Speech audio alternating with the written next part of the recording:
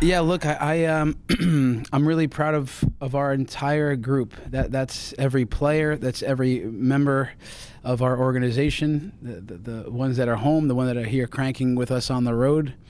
You know, my coaching staff that working day and night, not a lot of time in between games, and but it does come back really to the players that we ask a lot of, and it was like I said early on in the tournament, a wild tournament. Lots of games, different types of opposition and game plans, and I've said it a few times now. To start out 47 teams, to be one of the top three in the end, only can make a coach proud. So it's great stuff from our guys. Perfect. We're going to go over to Zoom. Braden, go ahead, Braden. Hey Chris, thanks for the time. Congrats on the Champions Cup berth.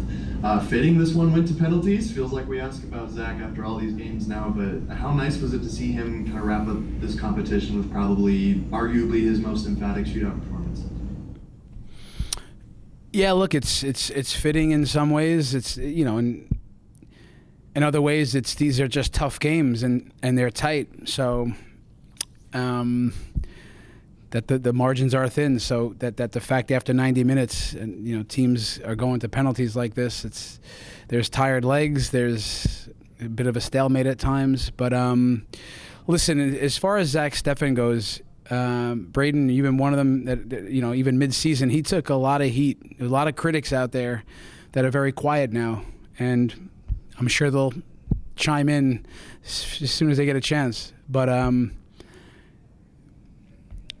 you know, mid-season when a couple of goals don't go his way, and you know, a lot of other stuff is ignored, how important he is to our team, and I've seen it since day one. So just to see that he gets certainly probably some recognition, possibly a national team call-up, I'm sure coming soon, just to really on a stage with a lot of eyes on it, that he can show how good he is.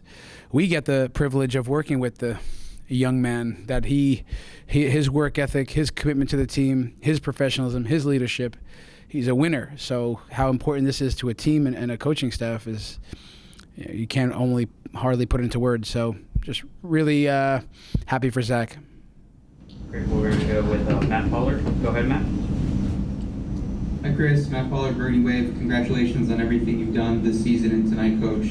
Talk to me about the adjustment in second half for what you did. Obviously, goal against throw of play. Thought Philly was the better team in the first half, and turning things around to then force PKs with the goal from Ali. Thank you.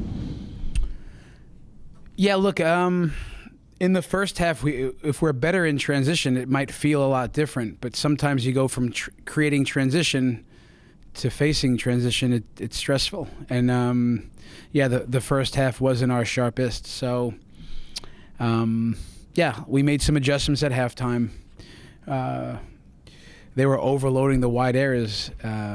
Matt, you know, they play the diamond. They kicking out their eights, and they were just creating overloads with the fullback and the eights and trying to stretch us while they still have the two strikers in the 10 in the diamond. So this is not easy. Parking that many players on our back line, which leaves them susceptible to transition. So we tried to drop our winger, Cole Bassett and Calvin, try to take away some wide areas, and at the same time provoke like a different press, more aggressive, commit more numbers in a high press to try to change the rhythm. I think it worked. I think it did change the rhythm. I think we had a good start to the second half, and I think we gained some momentum. We're going to go one more time with Braden. Go ahead, Braden. Chris, what were the emotions like in the locker room before and after this game, and what do you see it mean to your guys? Well, the mood in the locker room it's a good mood, but they're exhausted. You know, it's last week when we beat Club America, it was a huge celebration. It was much, much different.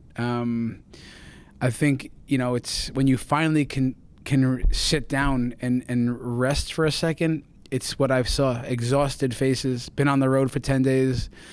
The pathway to get here through 4 Mexican teams, LAFC to have to play that game, and obviously for this one to have to play 2 on the road in LAFC and Philly. This is a tough task for these guys. So physically, mentally, emotionally, it's a lot. So the mood was almost like relief and joy with exhausted faces. It's hard to explain, but they're happy.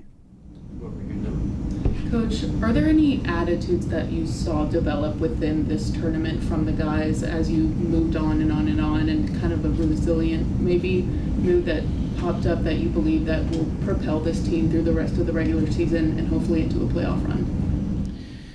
Yeah, look, in any tournament play, World Cups, tournament play, even playoffs at times, in every sport, there's just, winning is contagious, momentum is real, and I did see that. I saw it on the pitch, I saw it in the meal room, I saw it in training. The mood is good, and what I got to see is the inner belief growing. That's what I got to see. Where is it? How do you see that? But you can feel it, you can see it, you can listen to what that is like all around me. So when you do find ways to win, when you beat good teams, when you stick together, there's no greater thing in sport for me. Especially when you're on the winning end of it. One, the togetherness, how it brings groups and people together, but 2, the emotions that it can hit.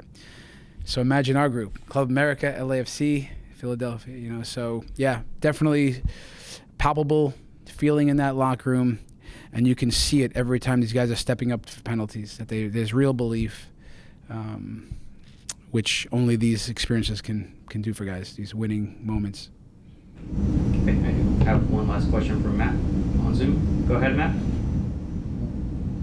Hi, Chris. Do you have an update on Sam Vines, who appeared to be subbed out for an injury? Thank you. Yeah, right now, Matt, the update is a tight hamstring. We'll have to get some imaging on that, but I think it was the wise thing to catch that early, to come off, bring in Jackson Travis, and go from there. But tight hamstring. Sometimes when it's fresh, it's hard to know exactly what's going on there, but certainly enough that he had to come off. So we can let you know in a few days.